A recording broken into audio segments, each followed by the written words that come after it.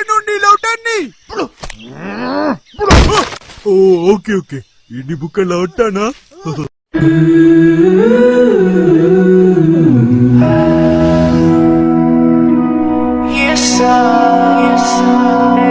Sorry, I'm gonna leave. I'm driving so far. Tell me why you couldn't treat me and say. Assalamualaikum warahmatullahi wabarakatuh. Perkenalkan, nama saya Gaida Nailatul Mutmainnah. Saya dari kelas 11 IPS 3. Dalam video ini saya akan mendeskripsikan atau menjelaskan terkait materi budidaya ikan hias. Contoh salah satu jenis ikan hias yang saya ambil di sini ialah ikan letter 6 atau blue tank fish. Berikut videonya. Halo semuanya, kenalin namaku adalah Tengi. Aku adalah jenis ikan letter 6 atau bisa disebut juga sebagai blue tank fish yang memiliki nama ilmiah yaitu Paracanthurus hepatus. Nah, tentunya kan gak asing lagi kan sama jenis ikan ini karena aku merupakan salah satu karakter populer dalam film Finding Nemo pada tahun 2003. Ya, aku adalah Dory. When life gets you down, you know what you gotta do? I don't want to know what you gotta do. Just keep swimming, just keep swimming, just keep swimming. What do we do? Aku merupakan satu-satunya spesies ikan dalam jenis Paracanthurus. Aku memiliki tubuh berwarna biru dengan ekor kuning dan warna hitam pada bagian atas yang berbentuk menyerupai angka 6. Aku bisa tumbuh sebesar 30 cm dan berbentuk tubuh bulat ramping seperti pancake. Aku biasanya ditemukan di daerah Indo-Pasifik dan seringkali terlihat di terumbu karang Afrika Timur, Jepang, Kaledonia Baru, Samoa, dan karang penghalang. Kami berkembang biak dengan cara yaitu pada awal pernikahan ikan jantan mencari ikan betina yang ada dalam kawanannya. Kemudian melakukan pembuahan sambil menyebarkan telurnya di permukaan air. Pembuahan ini berlangsung selama siang sampai sore hari. Ukuran diameter telur yang baru dikeluarkan sebesar 0,8 mm dan menetas setelah 24 jam sejak pembuahan. Pada saat berukuran anakan, jenis makanan yang aku makan ialah plankton. Dan setelah dewasa, aku menjadi binatang omnivora yang memakan plankton dan ganggang. Aku menggunakan gigi kecil dan tajam untuk menggigit dan mengikis alga dari terumbu karang. Hal ini menjadikan bahwa ikan letter 6 sebagai roda penggerak penting dalam ekosistem yang lebih besar. Tanpa ikan tang biru yang melakukan tugas pembersihan alga ini, tanaman akan mati lemas dan membunuh karang, sehingga membuat seluruh rantai makanan menjadi berantakan. Namun, berkat aku, semua itu tidak terjadi. Great job! Tapi teman-teman, ada beberapa kekhawatiran tentang bagaimana ikan jenis vertigo ini menjadi sasaran perdagangan akuarium. Hingga tahun 2016, belum ada yang mengetahui cara membudidayakan ikan blue tank di penangkaran. Artinya, semua teman-teman ikanku yang dijual di pasar bersumber dari alam. Dan para ahli juga mengatakan bahwa 1/4 juta blue tank fish telah hilang dari habitatnya di terumbu karang setiap tahunnya. Sedih banget ya. Yang lebih buruknya lagi, blue tank fish biasanya ditangkap dengan botol semprot berisi cyanida, hingga membuat ikan tersebut pingsan cukup lama hingga orang dapat menangkapnya. Ikan-ikan muda biasanya menjadi sasaran karena mereka berkumpul di karang berbatu di mana mereka dapat ditangkap secara massal. Namun, cara tersebut juga dapat membunuh ikan jika bersentuhan serta melukai atau membunuh hewan lain di sekitarnya. Terumbu karang yang menjadi rumah bagi blue tank fish juga terancam oleh hal-hal seperti pengasaman laut dan pemutihan karang, yang artinya hilangnya habitat juga dapat membahayakan ikan.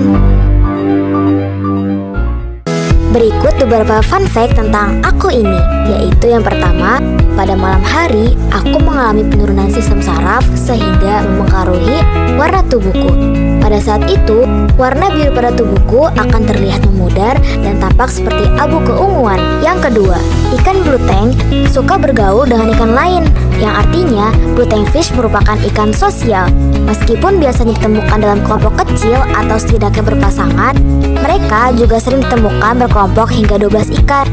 Fun fact yang ketiga yaitu blue tank fish adalah bagian dari keluarga ikan bedah yang diberi nama duri tajam seperti pisau bedah yang menonjol di dekat ekor ikan.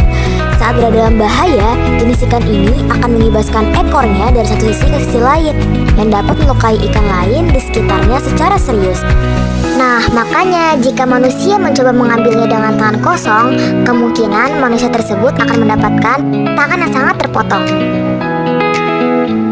Jika teman-teman ingin memulai budidaya ikan blue tank, berikut beberapa langkah-langkah yang perlu kalian ikuti. Yang pertama, persiapan akuarium. Siapkan akuarium yang cukup besar dengan volume minimal 1000 liter. Pastikan akuarium memiliki sistem filtrasi yang baik, pemanas air, pencahayaan yang cukup, dan sirkulasi udara yang optimal. Yang kedua, pemilihan induk ikan. Pilihlah induk ikan blue tank yang sehat dan aktif. Pastikan induk jantan dan betina berukuran sebanding untuk meningkatkan peluang reproduksi. Perhatikan juga kondisi fisik ikan, termasuk kulit, sirip, mata, dan insang yang harus dalam keadaan baik. Yang ketiga, perawatan larva. Setelah ikan blue tank bertelur, ambil telur yang sudah matang dan pindahkan ke wadah khusus yang dilengkapi dengan sistem filtrasi dan pengendali suhu yang stabil. Jaga kebersihan air dan berikan pakan alami berupa plankton atau rativer yang sangat halus. Lalu yang keempat, pemindahan ke akuarium tumbuhan. Setelah larva mencapai ukuran tertentu, pindahkan mereka ke akuarium tumbuhan dengan pesisir alami yang mengandung berbagai jenis alga.